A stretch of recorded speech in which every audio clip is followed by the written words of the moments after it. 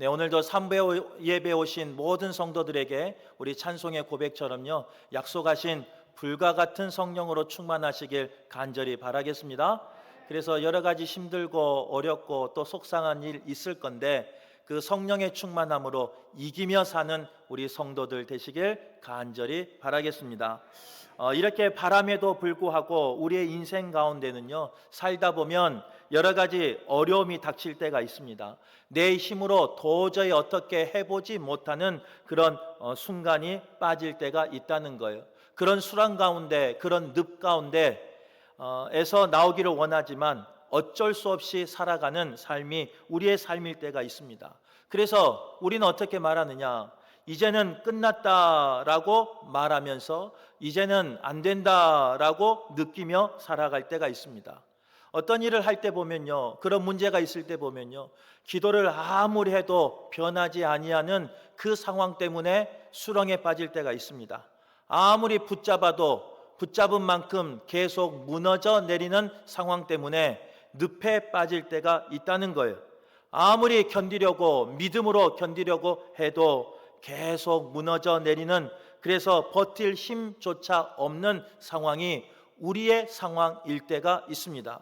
그런데 우리의 삶만 그런 게 아니에요. 오늘 누가복음 읽었던 본문에 보면요, 한 사람이 더 있는데 그 사람이 누구냐? 나인성에 사는 과부가 그런 삶을 살았습니다. 과부였기 때문에 남편을 잃었습니다. 단순히 남편이 없어서 슬프다, 외롭다 이 정도의 삶이 아니었어요. 그 당시에 남편이 없다는 것은 삶의 기반을 다 잃어버린 그런 허무함과 그런 상실감이 그녀에게 있었다는 거예요. 당시 유대 사회에서 과부로 산다는 것은요, 법적으로도 보호막이 없는 상황이었고 경제력으로도 어떻게 해보지 못하는, 활동할 수 없는 사람의 부류가 과부였습니다. 말 그대로 사회에서 최하층의 삶을 살아야 하는, 비참한 삶을 살아야 하는 신분이 과부의 삶이었다는 거예요.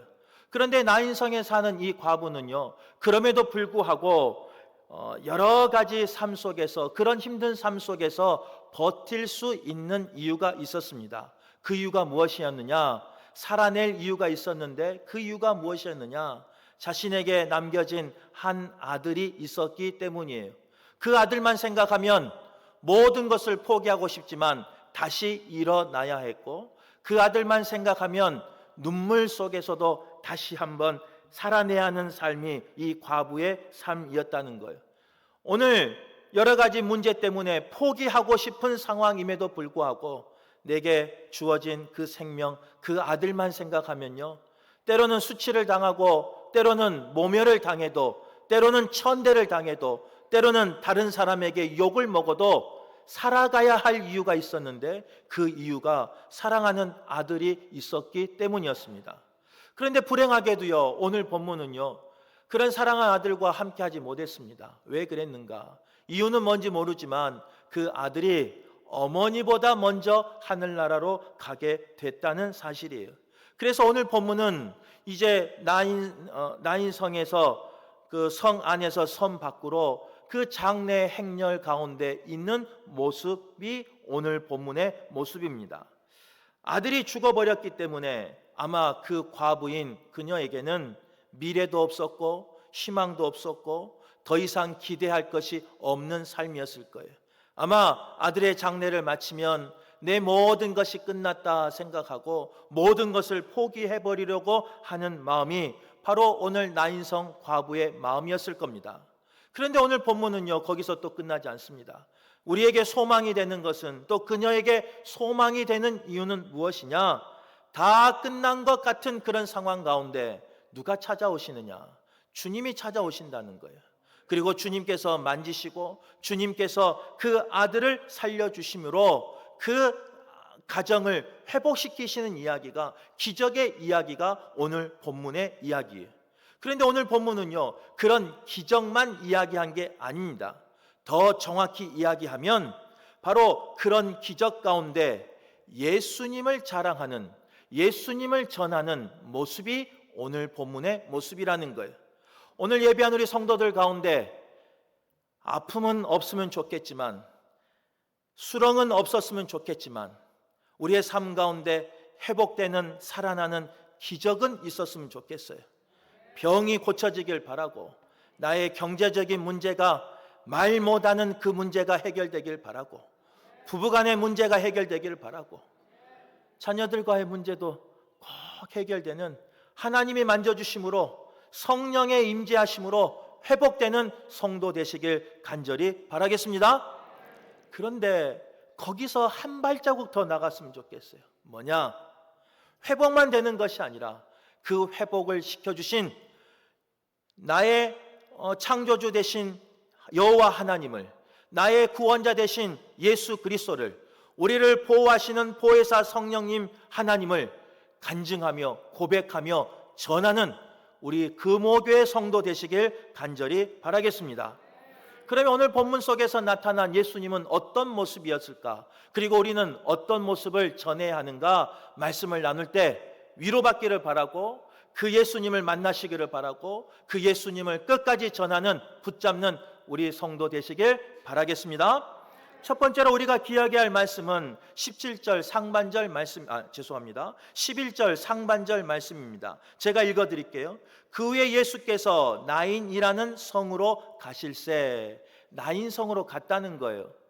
그때가 언제냐? 그 후에가 언제냐? 이제 그 지난주에 말씀을 나누었던 백부장의 종을 고치고 그 가버나움에서 나인성으로 옮겨간 상황이 오늘 본문의 말씀이에요.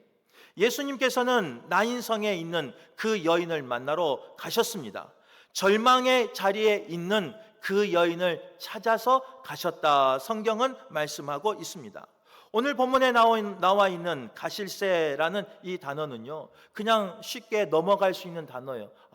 그냥 갔는가 보다, 바람이 부는 대로, 예수님이 그냥 마음 닿는 대로, 아니면 발길 닿는 대로 그냥 갔는가 보다라고 생각할 수 있는 단어예요. 하지만 원어적인 의미는 그런 의미가 아닙니다. 바람 부는 대로, 발길 닿는 대로, 내 마음대로 가는 게 아니, 오늘 가실새라는 이 원어적인 의미는 분명한 목적과 방향을 가지고 확고하게 나아가다라는 의미가 있다는 거예요. 즉 예수님께서는요, 가버나움에서 백부장의 종을 고치고 나인성으로 가셨는데 그냥 간 것이 아니에요. 분명한 목적이 있었어요. 나인성으로 가고자 하는 분명한 방향이 있었어요. 그리고 그곳에 가야 하는 확고한 이유가 있었어요. 그것이 무엇인가? 다른 게 아니에요. 나인성에서 울고 있는, 애통하고 있는, 모든 것을 잃어버린 깊은 수렁에 빠져 있는, 이제는 나는 끝났다라고 말하고 있는 그 여인을 만나기 위해서 예수님은 가셨다는 거예요. 가버나움에서 나인성까지는요 약 40km 정도 된답니다. 성인이 한 10시간 정도 걸어가야 하는 거리예요. 예수님께서는 백부장의 종을 고치고 큰 이적을 행하고요, 아마 피곤하셨을 거예요. 또 많은 사역을 하다 보니까 지쳤을 거예요.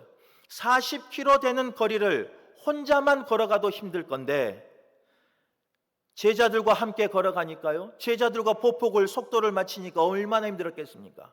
제자들만 간 게 아니에요. 오늘 본문에 보면 많은 무리와 함께 나인성으로 갔다라고 기록하고 있어요. 많은 무리와 함께 가다 보니 내 마음대로 갈 수가 없었어요. 내 마음의 급함 대로, 내 뜻대로 할 수 없는 상황이에요. 그런 상황임에도 불구하고 예수님은요, 나인성을 확고한 목적을 가지고 그곳을 향해서 가고 있었다는 거예요. 그것은 뭐냐? 왜 예수님은 그런 확고한 목적을 가지고, 방향을 가지고 나인성으로 갔을까? 다른 게 아니에요. 조금 전에 이야기했었던 그 여인을 만나기 위해서. 모든 것이 끝났다 하면서 그 장례를 치르면 내가 어떻게 될지도 모르는, 그 장례 이후의 삶을 계획도 못하고 있는, 그 눈물 가운데 있는, 그 상실감에 있는 그 여인을 만나러 예수님은 목적을 가지고, 확고함을 가지고, 방향을 정하고 가신 이야기가 오늘 본문 이야기입니다. 오늘 성경을 읽어보면요, 과부라는 건 알아요. 한 아들의 어머니라는 건 알아요. 그 아들이 죽었다는 건 알아요. 그런데 그 이상의 여인에 대한 정보는 없어요. 그 여인이 믿음이 좋은 사람인지 믿음이 없는 사람인지, 그 여인이 도덕적으로 윤리적으로 바른 사람인지 바르지 못한 사람인지, 어떤 사람인지 성경에는 기록되어 있지 않습니다. 하지만 성경은요 분명하게 말하고 있어요. 그 여인이 어떤 사람이든 상관없이 슬픔 당하고 애통하고 낙심하고 있고 좌절하고 있고 늪에 빠지고 수렁에 빠져 있는 그 여인을 주님이 만나러 가셨어요. 확고한 목적을 가지고 그 여인이 있는 방향을 향해서 주님이 가셨다는 것이 우리에게 소망이 있는 거예요. 오늘 우리의 삶 가운데 나인성에 있는 그 과부와 같은 삶이 우리의 삶일 수가 있어요. 가진 것도 없고 내세울 것도 없고 자랑할 것도 없고 내 믿음도 변변치도 않고 그런 삶이 나의 삶일 수 있어요. 누군가에게 소개하지도 못하는 그런 사람일 수도 있어요. 이름조차 써지지 않은 그런 사람이 나일 수 있어요. 그러나 우리에게 소망이 되는 건 뭐냐? 세상 사람들은 이름도 기억하지 않지만, 나의 여러 모습도 기억하지 않지만, 심지어는 실패한, 심지어는 낙오해버린, 심지어는 낙심해버린 나를 찾아주지 않지만 주님은 찾아주신다는 거예요. 주님은 확고한 목적을 가지고 나에게 방향을 정하고 나에게 오신다는 거예요. 그래서 오늘 나인성에서 그 만남은요 그냥 우연한 만남이 아니, 그냥 우연히 장례 가운데 성 밖으로 나가는 중에, 아니면 예수님의 사역 가운데 가버나움에서 나인성으로 들어가는 중에 우연히 만난 만남이 아니, 주님이 그 여인을 건지시기 위해서, 주님이 그 여인을 살리기 위해서, 주님이 그 여인을 위로하기 위해서 주님이 확고하게 목적을 가지고 방향을 설정하고 찾아온 만남이 오늘 만남이라는 거예요.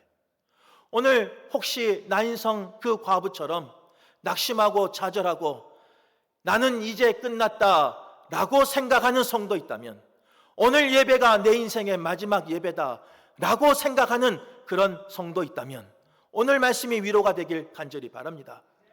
내 삶 가운데 끝났다 라고 생각할 때 주님은 나를 찾아오셔요.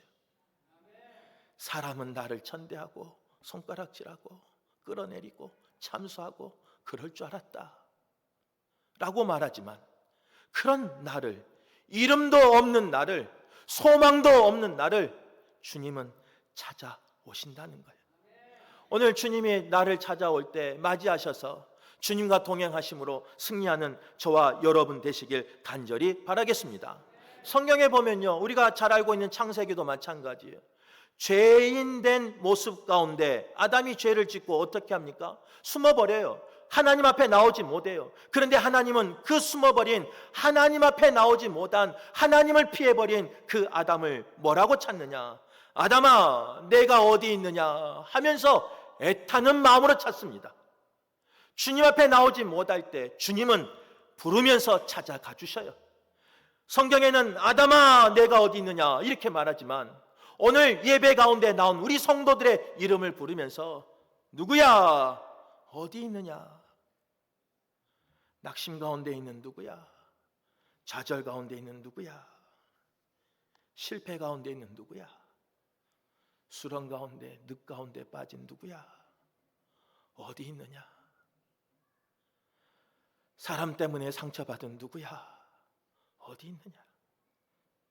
가정의 달, 가장 가까운 사람에게 위로받아야 되는데 가장 가까운 곳에서 상처받은 누구야? 어디 있느냐?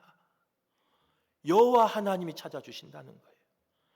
탕자 비유도 마찬가지. 탕자가 돌아온 것 같지만 탕자가 돌아오기 전에 아버지가 먼저 나가서 마중 나가서 기다렸어요. 돌아오는 날 마중 나가서 우연히 만난 게 아니, 집 나간 탕자가 그 집 나간 때부터 먼저 나가서 매일마다 기다리다가 돌아오는 날 만난 거예요. 탕자와 같은 우리를 주님은 매일 기다려주시면서 매일 돌아오기를 바라면서 기다려주신 분이 누구시냐? 먼저 찾아와 주신 분이 누구시냐? 바로 주님이시라는 거예요. 또 십자가도 마찬가지 아닙니까? 죄악된 우리가 도저히 그 앞에 나갈 수 없는 상황이지만 죄인된 우리 그 모습 그대로 받아주신 분이 누구시냐? 찾아와 주신 분이 누구시냐? 나의 그 죄를 도말하기 위해서, 나를 살려주시기 위해서 독생자를 보내주시며 그 독생자를 십자가에 매달므로 사명을 감당케 함으로 나를 살려주시기를 원하신 분이 누구시냐? 여호와 하나님이시다는 거예요. 나의 죄를 대속하기 위해서 그 십자가에 달려주신 분이 누구시냐? 예수 그리스도시다는 거예요. 내가 먼저 나간 게 아니에요. 주님이 죄인된 나를 찾아와 주셨고, 숨어버린 나를 찾아와 주셨고, 부끄러운 가운데 있는 나를 찾아와 주셨고, 좌절 가운데, 수렁 가운데 이제는 끝이다 라고 말하고 있는 나를 먼저 찾아와 주셨다는 거예요. 오늘 예배한 우리 모두가 먼저 찾아오시는 그 주님을 기억하는 성도 되시길 간절히 바랍니다. 나를 위로해 주시는 그 여호와 하나님을 기억하는 우리 성도들 되시길 간절히 바랍니다. 사람한테 상처받을 수 있어요. 목사에게도 상처받기도 하고, 비슷한 성도한테 상처받을 수도 있어요. 그런데 절대 포기하지 말아야 할 이유는 뭐냐? 주님이 찾아와 주신다는 거예요. 그 주님을 기다리면서 그 주님을 만나셔서 꼭 회복하는, 그래서 눈물과 상처가 무너진 자리가 온전히 회복되는 우리 모두가 되시길 간절히 바라겠습니다. 두 번째로 우리가 기억해야 될 말씀은 13절 말씀이에요. 주께서 과부를 보시고 불쌍히 여기사. 오늘 이 본문에 보니까요, 주님께서 불쌍히 여겨주셨다라고 말씀하고 있어요. 여기서 불쌍히 여기다 이 말은요, 아이고 안 됐네, 안타깝네, 어쩔까, 이 정도의 마음이 아니, 오늘 여기서 불쌍히 여기다 이 원어적인 헬라의 원어의 의미는 뭐냐? 창자가 끊어질 듯한 아픔을 겪으면서 불쌍히 여기는 거예요. 심장이 찢어지는 듯한 고통을 함께 느끼면서 불쌍히 여기는 거예요. 우리의 삶 가운데 늪에 빠지고 수렁에 빠지고 광야 가운데 홍해 가운데 직면하는 삶이 얼마나 힘들겠습니까? 남의 이야기니까 웃으면서 이야기하지, 남의 이야기니까 이기셔야지요, 아이고 힘내세요, 그거 이겨야죠, 이렇게 말하지. 만약 내 삶 가운데 그런 삶이라면요, 얼마나 힘들겠습니까? 피택자가 1부, 2부, 3부, 이제 2부 예배는 지금 잠깐 이렇게 흩어졌는데, 아이고 얼마나 마음이 아픈지 알아요? 한 명만 떨어져 봐요. 남의 이야기니까 이기세요, 믿음으로 흔들리지 마세요 이야기하지. 다 붙었는데 내가 떨어졌다고 생각해 봐요. 얼굴 두고 다니겠어요? 저 같으면 못 다녀요. 그런데 주님은요, 그 모습을, 그 상황을 보시고 불쌍히 여겨주셨어요. 그냥 안 됐다, 아유 이기세요 이 말이 아니라, 창자가 끊어지는 아픔, 심장이 찢어질 듯한 그 고통을, 그 사람이 겪고 있는 그 고통을 내가, 주님이 겪으면서 뭐라고 말씀하시느냐? 불쌍히 여겨주셨다라고 말씀해 주시는 거예요.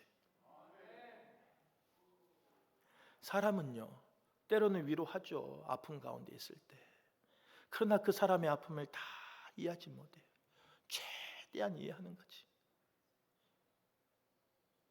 그런데 주님은 그런 분이 아니시다는 거예요.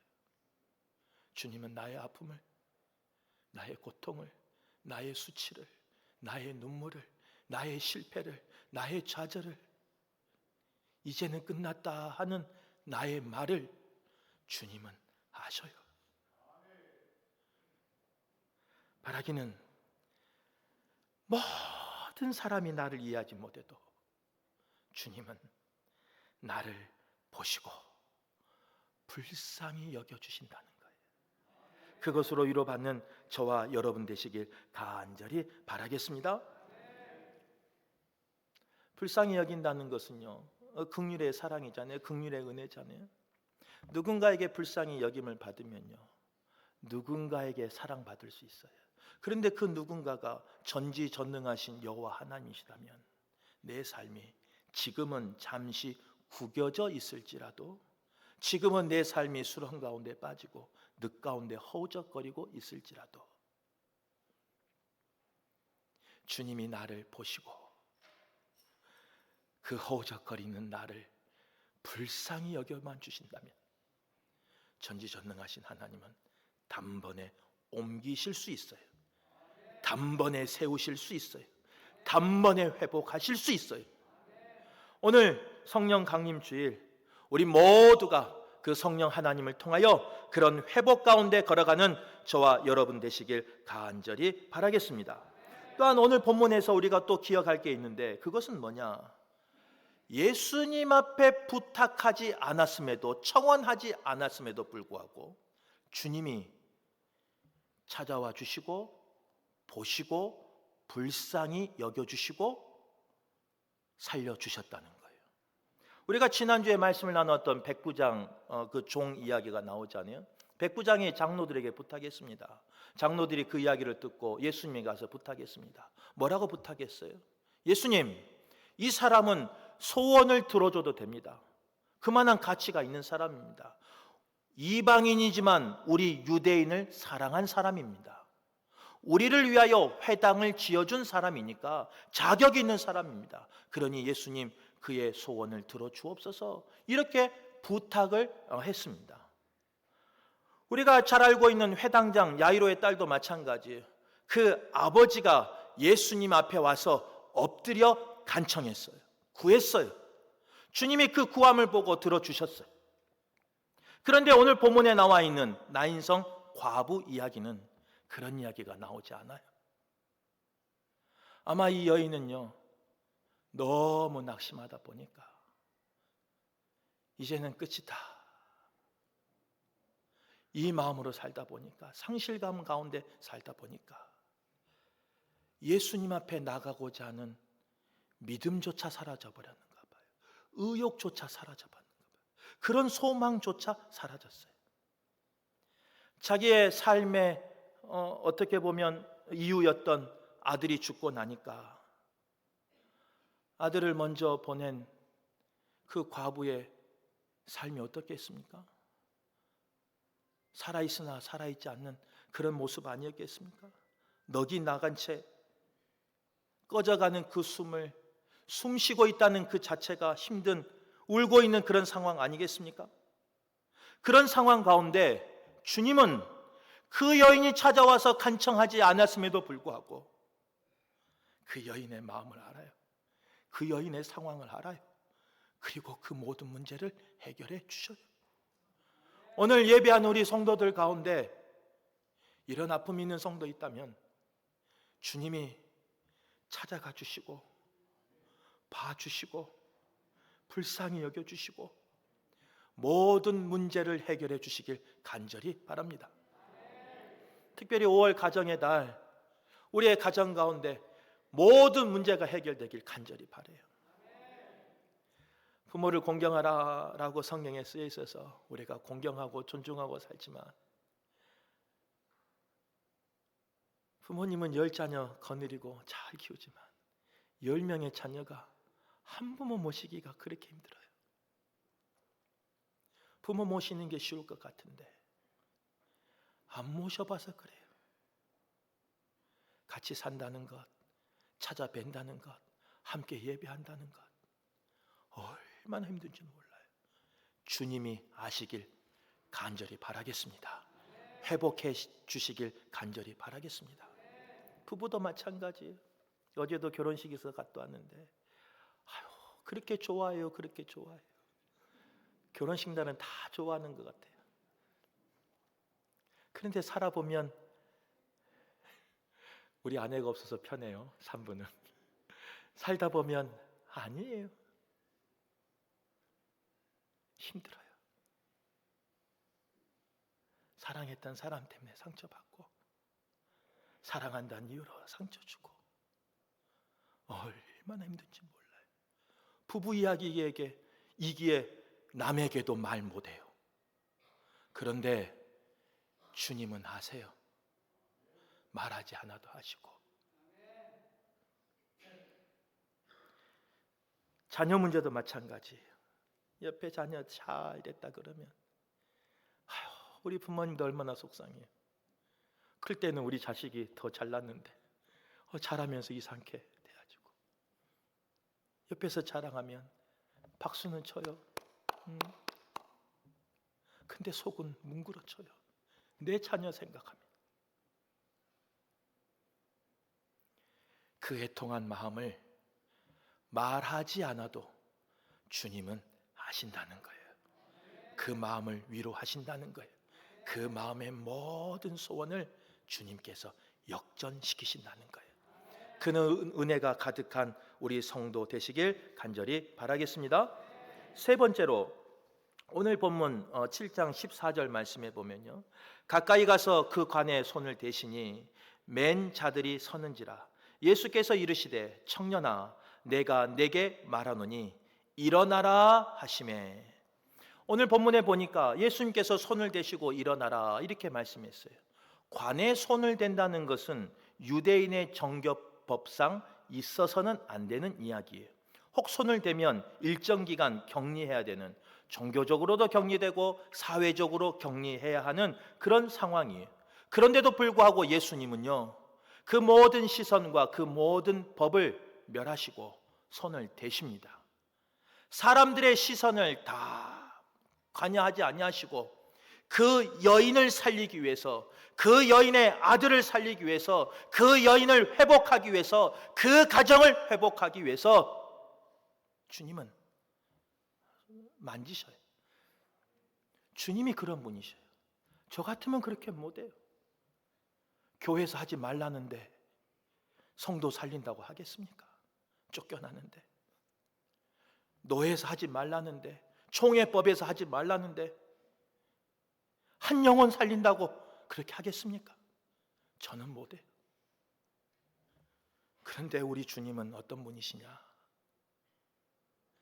그 모든 상황을 알고 있음에도 불구하고 손을 대시고 일어나라 명하시는 분이 주님이시다는 거예요. 오늘 그 능력의 주님이 우리 성도들의 삶을 만지시고 우리 성도들의 삶 가운데 명령하셔서 모든 문제가 단번에 해결되길 간절히 바라겠습니다. 우리의 모든 슬픔이 단번에 해결되길 간절히 바라겠습니다. 말씀을 정리하겠습니다. 이제 한번 정리하면서 생각해 봐요. 이제 내가 회복됐으니까, 내 아들이 살아났으니까, 그런 기적을 내가 처음 했다면 우리 성도님들은 무엇을 자랑하겠습니까? 우리 아들이 살아났대. 옛날보다 더 뽀송뽀송해졌어. 더 건강해졌어. 우리 아들 때문에 앞으로 소망이 있어.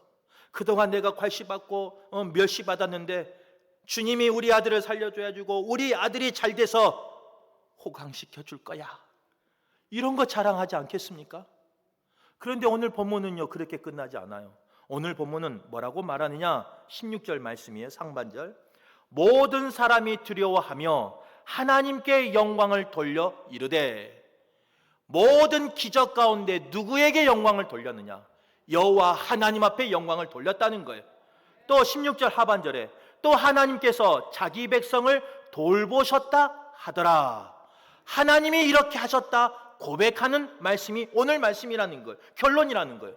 더 나가서 17절 말씀에 예수께 대한 이 소문이 온 유대와 사방에 두루 퍼지니라. 이렇게 말씀하고 있다는 거예요. 예수님이 찾아와 주시고 예수님이 긍휼히 여겨주시고 예수님이 명하여 살려주신 그 이야기가 멀리 퍼지더라. 내가 받은 복, 내가 누리는 은혜를 퍼지는 것이 아니라, 퍼뜨리는 것이 아니라, 전하는 것이 아니라 오직 하나님께 영광을 드렸고 하나님이 나를 다스려 주셨음을, 돌봐 주셨음을, 그리고 오직 예수만 자랑하는 이야기가 오늘 본문의 이야기예요. 오늘 예배한 우리 성도 모두가요, 주님이 주시는 복으로 가득하길 간절히 바랍니다. 주님이 회복하시는 회복으로, 치유로 가득하길 간절히 바랍니다. 주님이 만져주심으로 우리의 가정의 문제나 우리의 자녀의 문제나 부부의 문제나 부모의 문제나 모두 다 해결받길 간절히 바라겠습니다. 그때 주님이 하셨습니다 라고 고백할 수 있는 믿음의 성숙한 성도 되시길 간절히 바라겠습니다.